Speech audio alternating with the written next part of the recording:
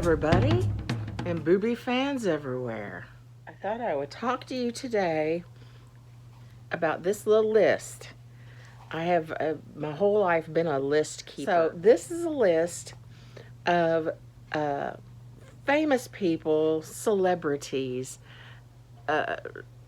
whom I have that I've talked to on social media. Margaret Cho is first on my list. She was on Twitter and very bummed out and sad talking about her weight, which if you look at her, she has a chubby face, but she's not, her body isn't really heavy. Really, it's just very normal, average. And she was really depressed that night and talking about how people will leave all kinds of diet paraphernalia and diet drinks and I don't know what all on her porch and in her mailbox, and it's just really harassing. and I gave her some words of encouragement, being an elder fatty, and she seemed to appreciate it. I had a little late evening chit chat with Cher, and that really should be at the absolute top of my list. It was wonderful, and I've always loved Cher. And so she was talking about how much she loves TMC, Turner Movie Classics, which is a network here in the United States that runs old movies, and it's very, very dedicated to old movies and the love of old movies. It's almost like a cult. It's pretty awesome.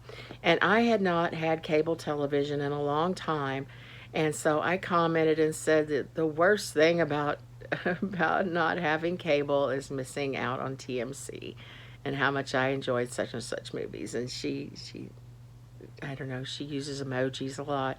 She left some emojis for me, and yeah. So that's an exchange as far as I'm concerned. Mary Steenburgen. What was it? One of them had her or Ted Danson had like a broken arm or broken leg. I think her. And Ted had said something rather rude about her lack of bodily hygiene because of having this cast on.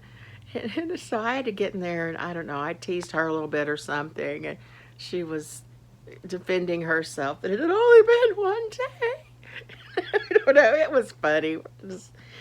Ted Danson and I were giving Mary Steenburgen just a little bit of hassle about her cleanliness or lack thereof. I'm now reclining because my arm hurt from holding the phone, because I have fibromyalgia, and that's just the way it is. Okay, next, Natasha Legero. I believe it was also on Twitter, or no, Instagram. She put up some photos of their newly decorated living room, and I had a little girl fit over her green velvet couch, and we had a little exchange, and she told me where she got it from, and so that was kind of neat. And Guy O'Beelan, well, we used to be internet buddies. And we would text each other. We weren't even internet buddies. We would text each other, and once in a while he'd send me a picture of himself or something. Anyway, so that was cool. He's a comedian and a cannabis activist and educator. He's a very cool person. Jessime Peluso. She loves farts. She thinks they're hilarious. I do not like inhaling other people's farts, but they can be, unfortunately, they can be very funny. So, and she gets it. And so she was doing a live. I used to attend her little lives that she'd do every week. I think on Wednesday. It was like Weed Wednesday. And she was talking about farts.